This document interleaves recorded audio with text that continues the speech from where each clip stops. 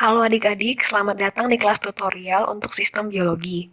Ini adalah video kedua untuk tutorial dalam mata kuliah sistem biologi dengan topik pemodelan matematis pada quorum sensing.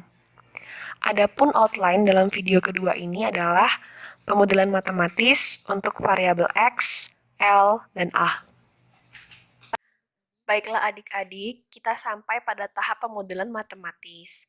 Berdasarkan mekanisme yang disampaikan pada video sebelumnya, fenomena quorum sensing pada E. coli disederhanakan menjadi proses dengan 3 variabel, yaitu sel yang dilambangkan dengan X, konsentrasi AI2 ekstraseluler yang disimbolkan dengan A,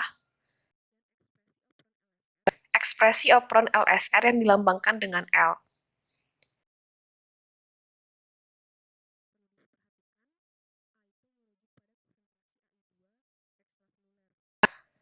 Pertama, kita akan membahas hubungan antara variabel X dan A.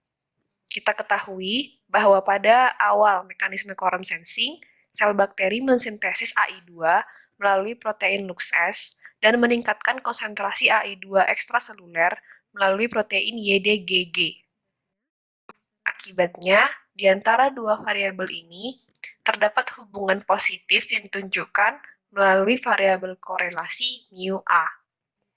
Meskipun demikian, di sisi lain, bakteri juga menginternalisasi atau dengan kata lain, menurunkan konsentrasi AI2 ekstraseluler melalui aktivitas protein membran PTS.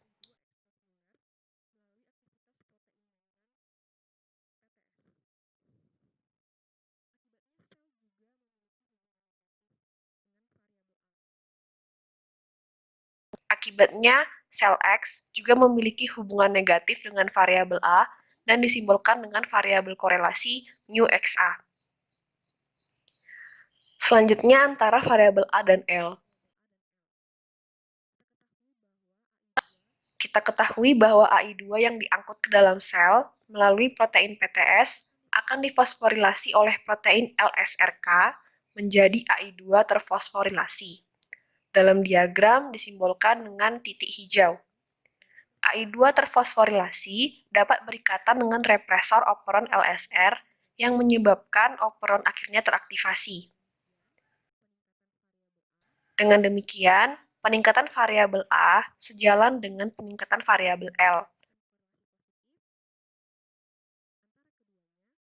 Korelasi positif keduanya ditunjukkan melalui variabel μAL.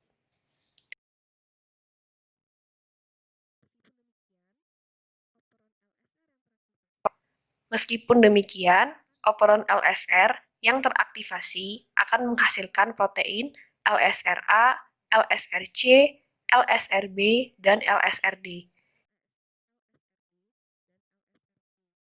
Yang pada akhirnya turut menginternalisasi AI2 ke dalam sel bersama dengan protein PTS. Akibatnya, terjadi penurunan konsentrasi AI2 ekstraseluler akibat aktivitas operon LSR.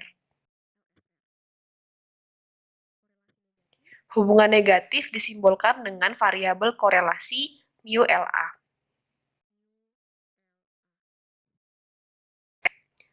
Terakhir antara variabel X dan L. Seperti kita ketahui, operon LSR teraktivasi akibat adanya AI2 terfosforilasi yang berikatan dengan represor operon LSR.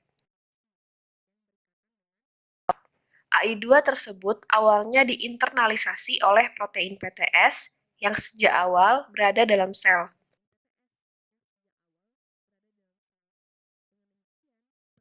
Dengan demikian, pertumbuhan sel juga mendukung aktivasi operon LSR, sehingga keduanya memiliki korelasi positif yang ditunjukkan dengan variabel μL.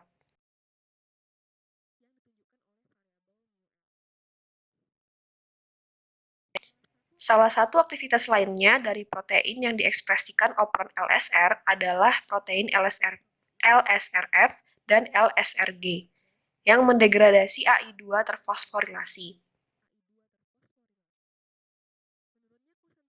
Menurunnya konsentrasi AI2 terfosforilasi menyebabkan aktivasi operon LSRR atau represor LSRR.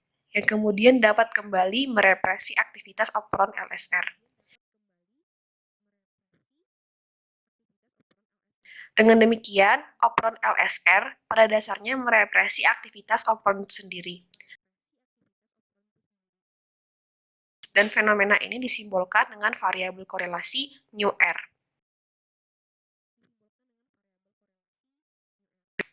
Berdasarkan penjelasan tersebut, kita peroleh diagram korelasi sebagai berikut. Dan menggunakan diagram ini dapat diturunkan model matematis untuk fenomena quorum sensing pada E. coli. Yang pertama adalah variabel X.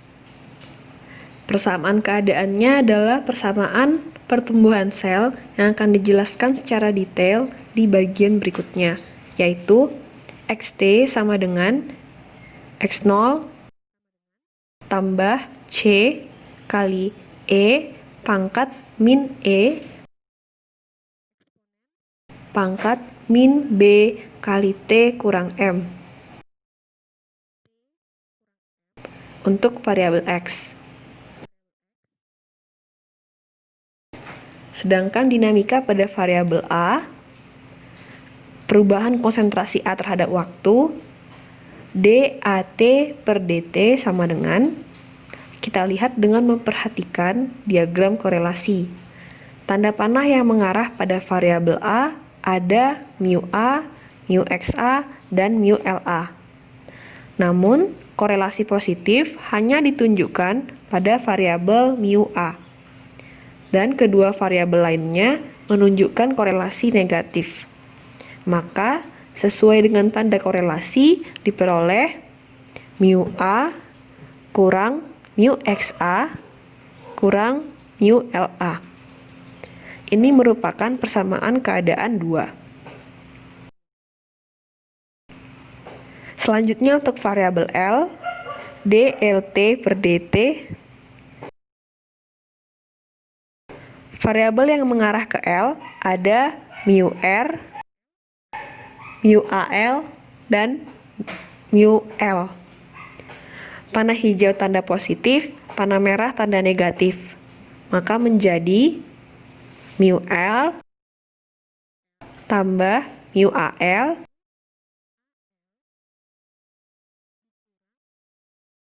kurang μr. Persamaan ini merupakan persamaan keadaan 3.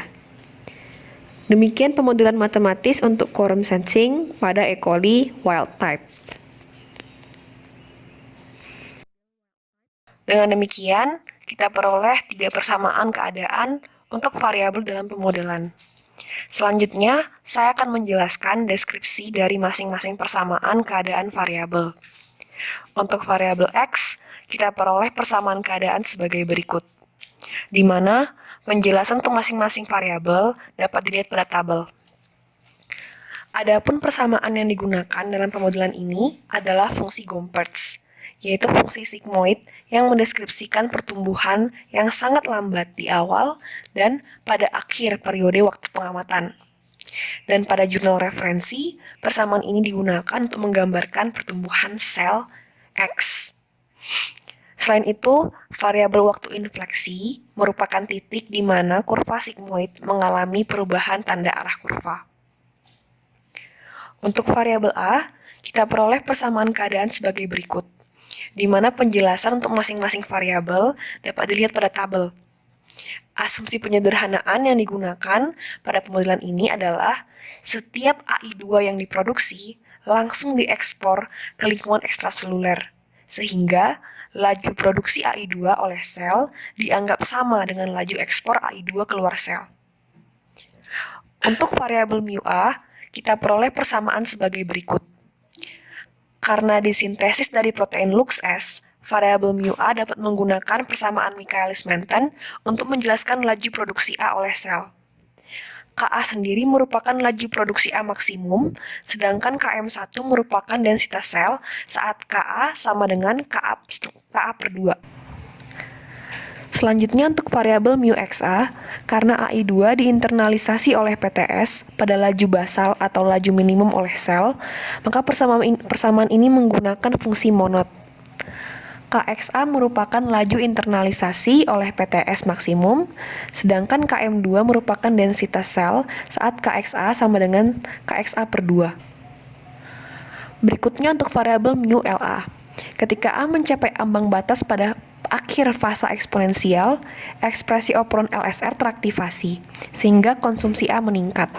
KLA merupakan laju internalisasi oleh protein LSR ACBD maksimum, sedangkan X delta merupakan densitas sel yang dibutuhkan agar A dapat diinternalisasi.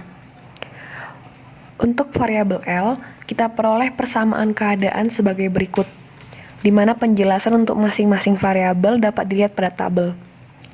Sama seperti laju internalisasi AI2 oleh PTS mu XA, variabel mu L juga didasarkan pada pertumbuhan sel, sehingga dapat menggunakan persamaan monod untuk menjelaskan laju produksi L oleh sel. KL merupakan laju ekspresi operon maksimum, sedangkan KM3 merupakan densitas sel saat laju ekspresi operon sama dengan setengah laju ekspresi operon maksimum. Selanjutnya untuk variabel mu AL digunakan persamaan berikut. KAL merupakan laju ekspresi operon LSR maksimum, sedangkan X delta merupakan densitas sel yang dibutuhkan agar A dapat diinternalisasi. Dan untuk variabel mu R digunakan persamaan berikut, di mana KR merupakan laju ekspresi operon maksimum. Menggunakan ketiga persamaan tersebut, peneliti pada paper melakukan eksperimen untuk menentukan apakah model yang dihasilkan sesuai dengan fenomena quorum sensing yang terjadi pada E. coli, juga parameter yang memenuhi untuk setiap persamaan model, seperti laju pertumbuhan atau laju internalisasi AI2 maksimum. Tentunya model ini tidak 100% benar mendekati situasi nyata, karena terdapat sejumlah asumsi penyederhanaan dalam menyusun model. Namun pemodelan demikian sudah dapat membantu peneliti untuk kedepannya memanfaatkan dan mengaplikasikan fenomena quorum sensing. Sekian video tutorial untuk quorum sensing. Atas perhatian adik-adik sekalian, saya ucapkan terima kasih.